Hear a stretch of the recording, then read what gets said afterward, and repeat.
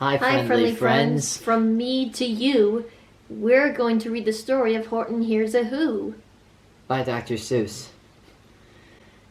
On the 15th of May, in the jungle of Newell, in the heat of the day, in the cool of the pool, he was splashing, enjoying the jungle's great joys, when Horton the elephant heard a small noise.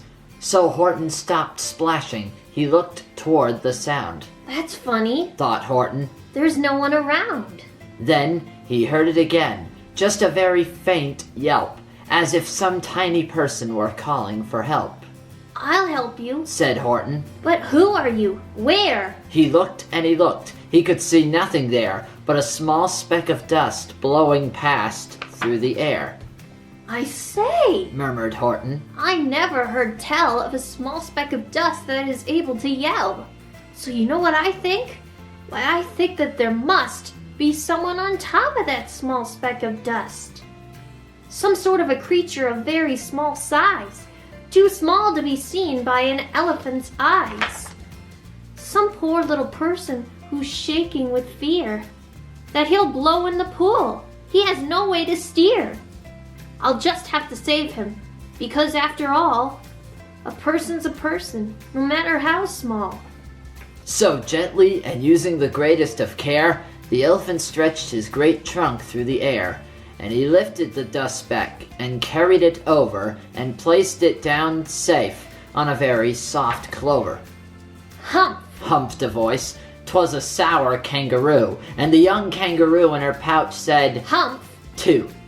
Why, that speck is as small as the head of a pin. A person on that? Why, there never has been.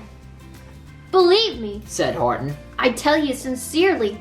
My ears are quite keen, and I heard him quite clearly. I know there's a person down there, and what's more, quite likely there's 2, even 3, even 4. Quite likely a family for all that we know. A family with children just starting to grow. So please, Horton said, as a favor to me, try not to disturb them. Just please let them be. I think you're a fool, laughed the sour kangaroo, and the young kangaroo in her pouch said, Me too. You're the biggest blamed fool in the jungle of Newell. And the kangaroos plunged in the cool of the pool. What terrible splashing, the elephant frowned. I can't let my very small persons get drowned. I've got to protect them. I'm bigger than they. So he plucked up the clover and he hustled away. Through the high jungle treetops, the news quickly spread. He talks to a dust speck. He's out of his head. Just look at him walk with that speck on that flower. And Horton walked worrying almost an hour. Should I put the speck down? Horton thought with alarm. If I do, these small persons may come to great harm. I can't put it down, and I won't. After all, a person's a person, no matter how small. Then Horton stopped walking. The speck voice was talking. The voice was so faint, he could just barely hear it. Speak up, please, said Horton. He put his ear near it. Ah, my friend, came the voice. You're a very fine friend. You've helped all us folks on this dust speck no end. You saved all our houses, our ceilings and floors. You saved all our churches and grocery stores. You mean? Horton gasped. You have buildings there too? Oh yes, piped the voice. We most certainly do. I know, called the voice. I'm too small to be seen, but I'm mayor of a town that is friendly and clean. Our buildings to you would seem terribly small, but to us who aren't big, they are wonderfully tall. My town is called Whoville, for I am a Who, and we Whos are all thankful and grateful to you. And Horton called back to the mayor of the town, You're safe now, don't worry. I won't let you down. But just as he spoke to the mayor on the speck, 3 big jungle monkeys climbed up Horton's neck. The Wickersham brothers came shouting, What rot! This elephant's talking to Whos who are not. There aren't any Whos, and they don't have a mayor, and we're gonna stop all this nonsense, so there! They snatched Horton's clover. They carried it off to a black-bottom eagle named Vladikoff. a mighty strong eagle of very swift wing. And they said, "Will you kindly get rid of this thing?" And before the poor elephant even could speak, the eagle flew off with the flower in his beak. All that late afternoon and far into the night, that black-bottomed bird flapped his wings in fast flight, while Horton chased after with groans over stones that tattered his toenails and battered his bones, and begged, "Please don't harm all my little folks who have as much right to live as us bigger folks do." But far, far beyond him, that eagle kept flapping, and over his shoulder called back, "Quit your yapping! I'll fly the night through. I'm a bird, I don't mind it. And I'll hide this tomorrow where you'll never find it." And at 6:56 the next morning, he did it.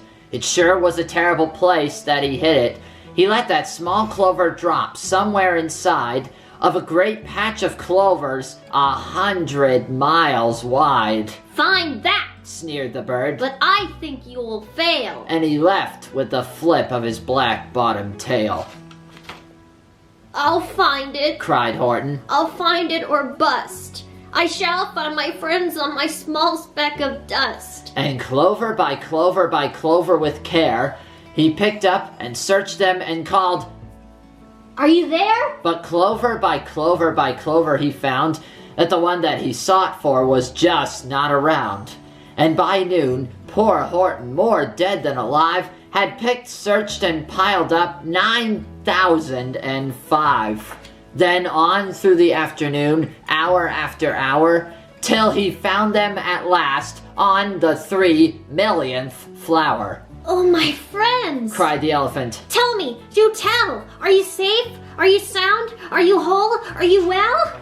From down on the speck came the voice of the mayor. "We really had trouble, much more than our share. When that black-bottomed birdie let go and we dropped, we landed so hard that our clocks have all stopped. Our teapots are broken, our rocking chairs smashed, and our bicycle tires all blew up when we crashed. So Horton, please," pleaded the voice of the mayor's. "will you stick by us who while we're making repairs?" "Oh, of course," Horton answered. "Of course I will stick. I'll stick by you small folks through thin and through thick." "Humph," humphed a voice. "For almost 2 days you've run riled and insisted on chatting with persons who never existed. Such carryings on in our peaceable jungle. We've had quite enough of your bellowing bungle. And I'm here to state," snapped the big kangaroo, "that your silly nonsensical game is all through." And the young kangaroo in her pouch said, "Me too." With the help of the Wickersham brothers and dozens of Wickersham uncles and Wickersham cousins and Wickersham in-laws whose help I've engaged, you're going to be roped and you're going to be caged. And as for your dust speck, that we shall boil in a hot steaming kettle of bezelnut oil."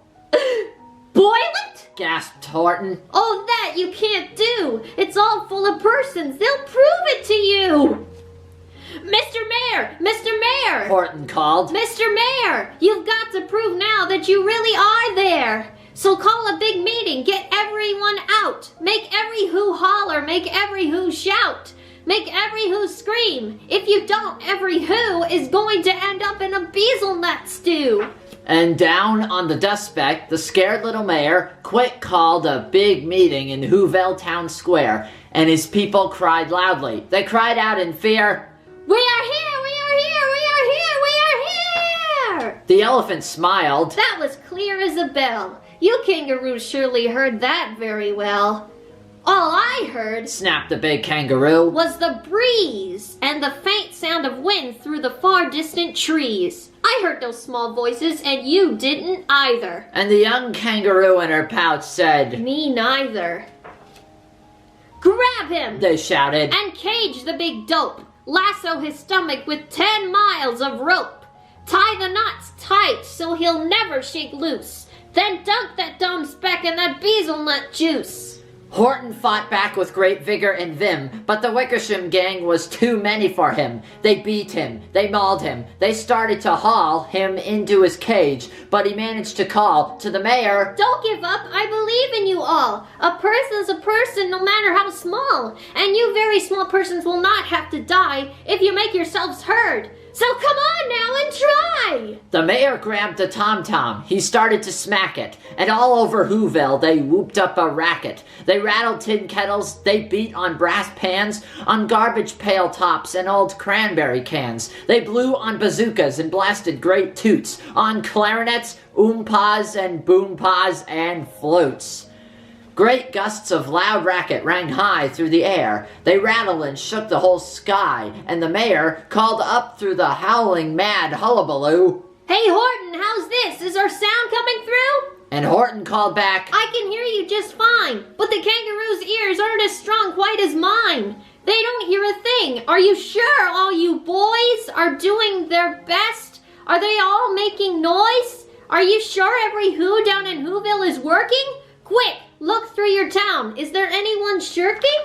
Through the town rushed the mayor, from the east to the west, but everyone seemed to be doing his best. Everyone seemed to be yapping or yipping, everyone seemed to be beeping or bipping, but it wasn't enough, all this ruckus and roar. He had to find someone to help him make more. He raced through each building, he searched floor to floor. And just as he felt he was getting nowhere, and almost about to give up in despair, he suddenly burst through a door, and that mayor discovered one shirker, quite hidden away, in the Fairfax Apartments, apartment 12J. A very small shirker named Jojo was standing, just standing, and bouncing a yo-yo, not making a sound, not a yip, not a chirp, and the mayor rushed inside and grabbed the young twerp. And he climbed with the lad up the Eiffelberg Tower. "This," cried the mayor, "is your town's darkest hour. The time for all you who's who have blood that is red to come to the aid of their country," he said. "We've got to make noises in greater amounts. So open your mouth, lad, for every voice counts." Thus he spoke as he climbed. When they got to the top, the lad cleared his throat and he shouted out, "Yop!" And that yop, that one small extra yop, put it over. Finally, at last, from the speck on that clover, their voices were heard. They rang out clear and clean, and the elephant smiled. "Do you see what I mean? They prove they are persons no matter how small. And their whole world was saved by the smallest of all." "How true! Yes, how true!" said the big kangaroo. "And from now on, you know what I'm planning to do? From now on, I'm going to protect them with you." And the young kangaroo in her pouch said, "Me too! From the sun to the summer, from rain where it's fallish, I'm going to protect them no matter how smallish." The end.